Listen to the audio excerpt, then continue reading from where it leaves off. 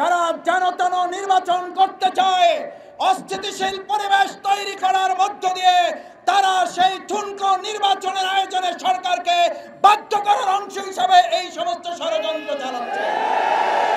মানুষ আন্দোলন করে সরকারের বিরুদ্ধে, আর আমাদের দেশের মানুষ এখন একটা দল ক্ষমতায় আসতে পারে এই আতঙ্কে তাদের বিরুদ্ধে এখন এই পতনের আন্দোলন শুরু।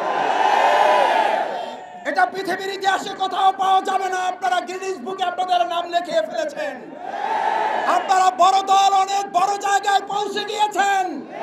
আপনারা ক্ষমতায় যাবেন যাবেন না তার আগেই জনগণ আপনাদের পতনের জন্য রাস্তায় নেমে গতকাল রাতে গোটা দেশ বিক্ষোভে পরিণত করেছে। আসসালামু আলাইকুম ওয়া রাহমাতুল্লাহি ওয়া বারাকাতুহু। সংগ্রামী ভাই এবং বন্ধুগণ, আপনারা লক্ষ্য করেছেন 2024-এর জুলাই আগস্টের গণঅভ্যুত্থানের মধ্য দিয়ে যে সুন্দর নতুন একটি বাংলাদেশ, হাজার হাজার ভাইয়ের জীবন, অসংখ্য ভাইয়ের হাত পা চোখের বিনিময়ে অর্জিত হয়েছিল, একটি দলের বিশৃঙ্খলা, হত্যা, সন্ত্রাস, খুন, ধর্ষণের কারণে আজ তা কলঙ্কিত হতে চলেছে। এরকম একটি পরিস্থিতিতে বাংলাদেশ জামাত ইসলামী দায়িত্বশীল সংগঠন হিসাবে জনগণকে সাথে নিয়ে জুলাই আগস্টের গণঅভ্যুত্থান, বিগত 15.5 বছর লড়াই সংগ্রামে আন্দোলনে পরীক্ষিত সংগঠন বাংলাদেশ জামাত ইসলামী ঘরে বসে থাকতে পারে না। তাই আজ দায়বদ্ধতার জায়গা থেকে জনগণের পাশে দাঁড়াবার, অংশগ্রহণের পক্ষ থেকে আজ বাধ্য হয়ে কোন দলের বিরুদ্ধে নয়, দেশের পরিস্থিতি নিয়ন্ত্রণে অন্তর্বর্তীকালীন সরকারের পাশে থেকে জামাত ইসলামী জনগণের পক্ষে দাঁড়াবার জন্য আজ এই সমাবেশ, প্রতিবাদী বিক্ষোভ মিছিলের আয়োজন করেছে। আমাদের এই প্রতিবাদ, আমাদের এই বিক্ষোভ কোন দলের বিরুদ্ধে নয়।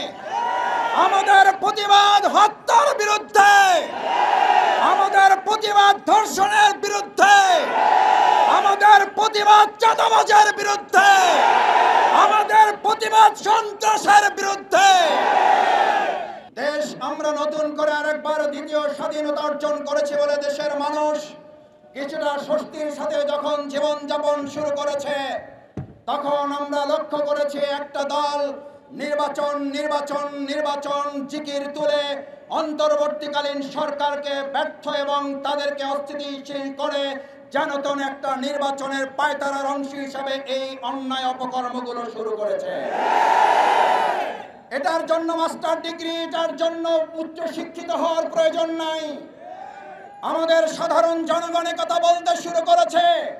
এটার জন্য আজকে শুনলাম সাংবাদিক সম্মেলন করে তদন্তের কথা বলা হয়েছে।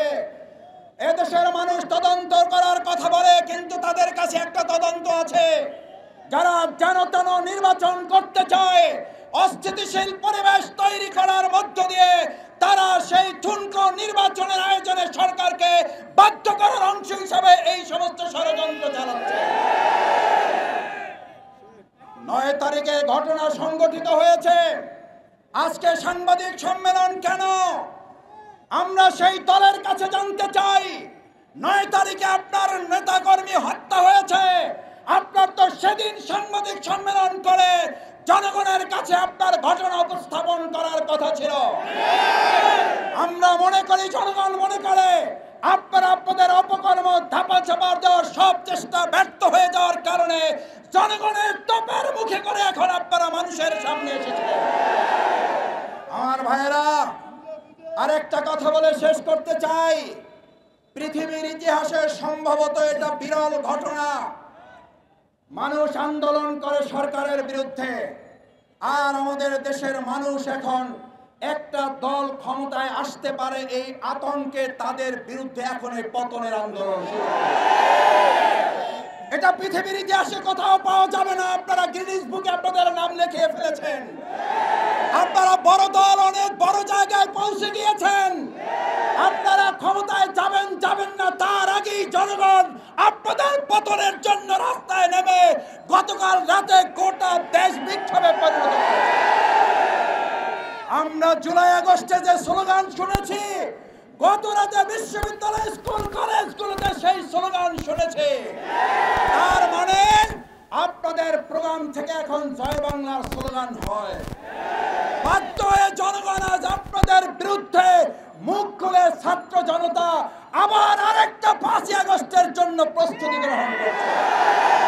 সতর্ক হয়ে যান, দেশবাসীর কাছে ক্ষমা চান, অন্যায় অত্যাচার চাঁদাবাজি সন্ত্রাস খুন ধর্ষণ বন্ধ করুন, না হলে 5ই আগস্টের মুখে আবার আরেকটা দেশত্যাগের ঘটনা ঘটতে অস্বাভাবিক কিছুই হবে না।